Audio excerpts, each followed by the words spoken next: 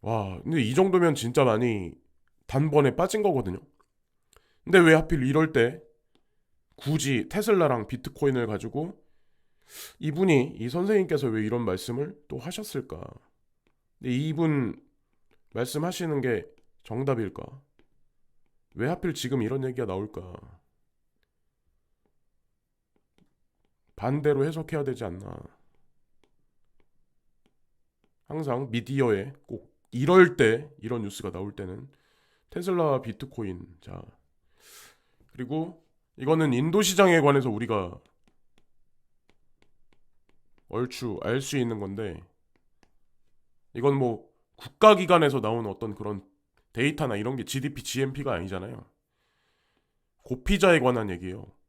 매출 뭐 200억, 뭐 전년비 뭐 50% 증가, 뭐 이게 중요한 게 아니라, 네, 이런 내용이 있더라고요. 인도의 경우 2001년에 전년 대비 500% 성장과 이어 2022년에 전년 대비 600% 성장했다.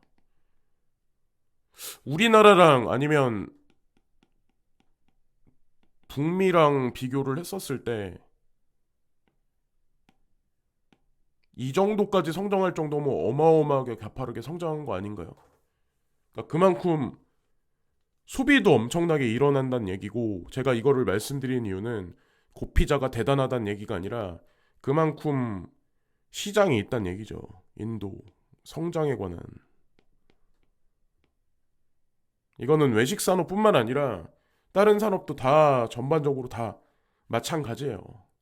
아직까지 다른 나라는 다 하향세를 걸어도 인도는 아마 다른 데보다는, 예, 그냥 고만고만하게 계속 지속적으로 성장할 가능성이 높은데, 제가 예전에는 이게 쓱 지나가다가 이제 나이지리아 말씀드린 적이 있었잖아요. 근데 이렇게 산업이 성장하고 사람들이 급여가 계속 지속적으로 올라가면 결국 페이먼트에 관련한 파이도 지속적으로 커질 수밖에 없거든요. 가상자산에 관해서 인도 정부에서는 어떤 생각을 할까? 예. 우리가 뚜렷하게 지금 볼 수 있는 뉴스가 나와 있는 건 아무것도 없습니다. 근데 이거는 당연한 얘기예요. 세금을 거두려면 캐시를 사용하는 게 아니라 눈에 보이지 않는 트랜잭션을 사용하는 게 국가적인 차원에서 들여다보기 훨씬 좋죠. 어쨌건 그런 식으로 아마 움직이지 않을까라는 생각을 합니다. 그래서 뭐 지금 엄청 힘드실 거라고 이제 저는 생각을 해요. 저도 요즘에는 잘 안 보거든요. 시세창은 잘 안 봐요.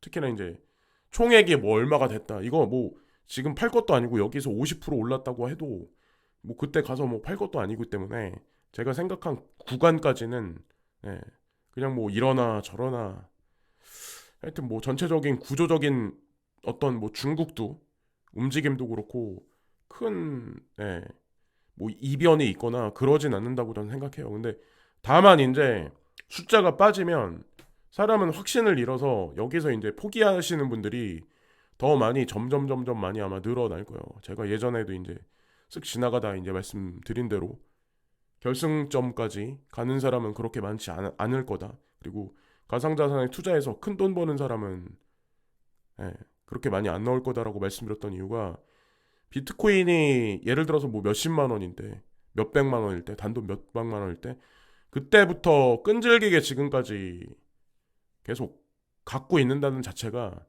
예, 그것도 사실 쉬운 거는 아니거든요. 절대로. 주변에 지금 같은 시기가 얼마나 많이 있겠어요. 앞으로도 마찬가지입니다. 예. 수억 원까지 갔다가 또 예를 들어서 무슨 일이 생겨서 뭐, 그죠?